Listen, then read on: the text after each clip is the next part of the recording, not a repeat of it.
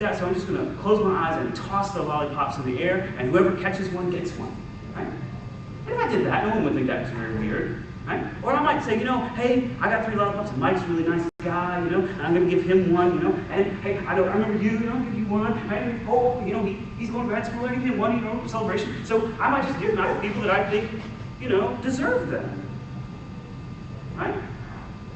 And any 3 of these mechanisms for distributing my lollipops would be perfectly natural, right? Would be perfectly normal. And you understand this, right?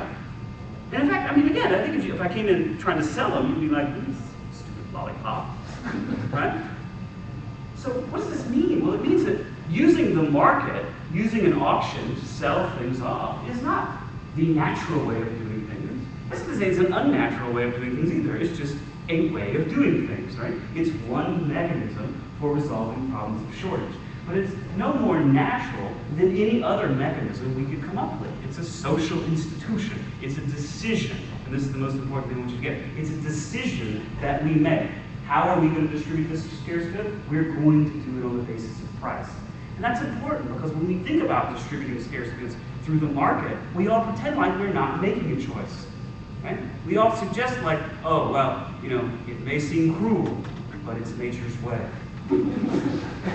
That's not true. It's not nature's way, right?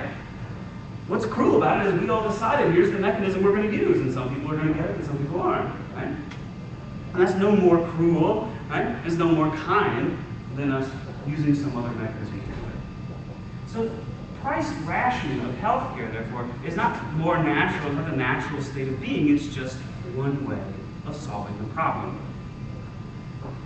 Does that make sense? So, I'm trying.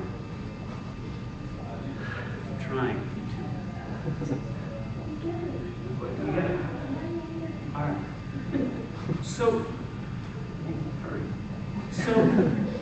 there are, of course, alternative mechanisms for then resolving this rationing problem of healthcare, right? And of course, that would be the national healthcare solution. Now, the problem immediately for me as a comparativist is this phrase national healthcare is incredibly infuriating because healthcare systems around the world do all kinds of different things that we kind of blanketly describe as national healthcare and pretend it's all the same thing, right? So there's national healthcare and there's private healthcare. And it's very frustrating. But we can imagine for a moment, just for the sake of argument, a very kind of extreme example of a healthcare system where we would say, look, we're going to make sure that everybody has access to healthcare without regard to pay. Right? So that would be, a national health service, British system. We could kind of go extreme, no cost involved, everybody gets healthcare for free. Makes sense? Now, once we do that, though, we have actually a problem. And the problem we have is that the rationing problem, as we described before, is a 2-step problem, right? How much, who gets.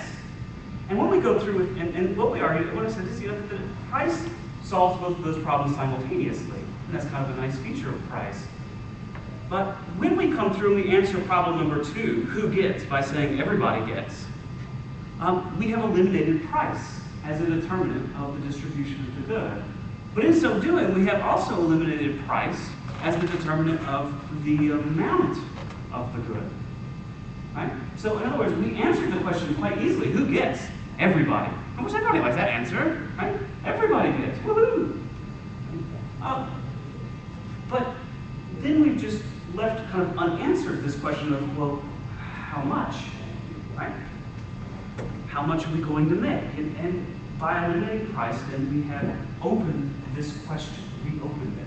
But to make it clear, it's not that national healthcare created the rationing problem that existed before. What national healthcare has done is made the first problem visible, a political issue. The market, when we said let the market decide, we're hiding the rationing problems in the market. But once we've created a national healthcare system to provide equal access, then we have brought the question of how much should we make out into the open. We've made it a question of politics. So what? Well, one, that means that problems of healthcare rationing in national healthcare systems are very politically visible. They're out in the open. And when it happens, when people get rationed, when the government says, well, there's not enough to go around, and so we're going to have to exclude some things, it is public. It's public information, and it engages public debates. And so, of course, people get angry, and they argue, and there's conflict. And so this is why when we look at national healthcare systems, we often see rationing, and we see people complaining. There's not enough to go around, right? There's not enough to go around, everybody. Of course, there's not enough to go around in any country. But the point is that a national healthcare system politicizes that fact. Makes it visible.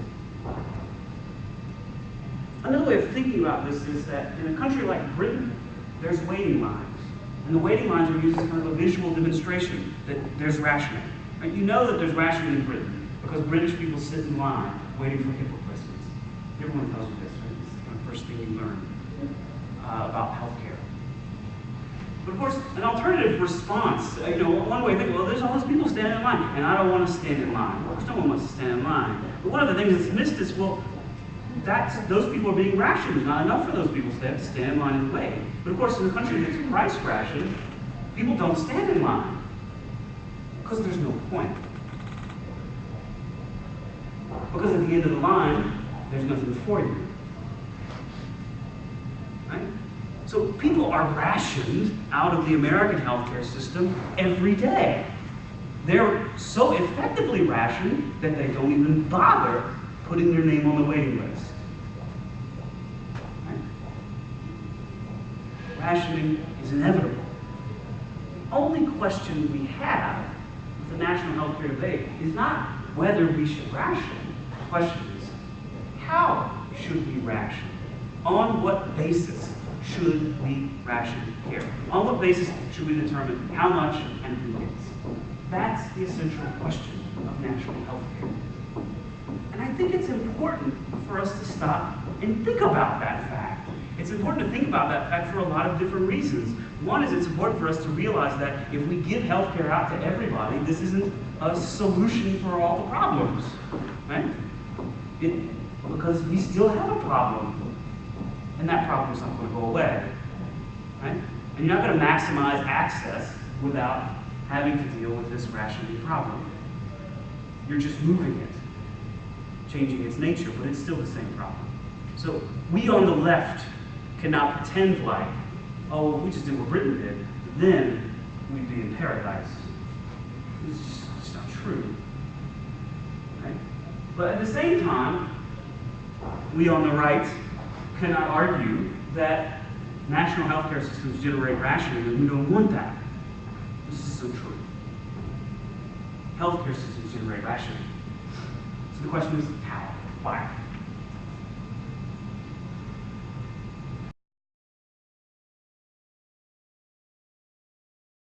This leads us to, I'm very good at it as a teacher, My class, I'm very careful, right? I'm not making a case for national health care. I'm not doing it. I don't care if you want national health care. And then everyone gets really upset. The left wingers say, he's a right-wing nut, and the right-wing nut says, he's a right-wing nut. The right wingers say, he's a left-wing nut, right? And all the nuts say that too. And it's like a little, like a Tea Party socialist argument every time we start class.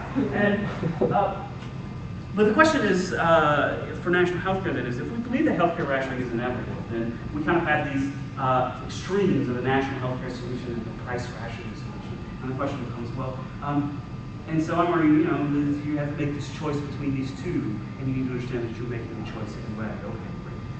Well, why should we choose national health care? Why is it a better rationing mechanism than price rationing? That's the question. And I'm going to look at that by saying, well, what is potentially wrong with a price rationing mechanism? What are the faults with using price as a rationing mechanism for something like healthcare? That's the question. All right. And there are several reasons why we might question the utilization of price as a rationing mechanism for healthcare. Why price might be worse, right? It might be really good for a television, but is not very good for healthcare. And what might those arguments be? Well, one argument is that price rationing is simply unsustainable. We cannot do it.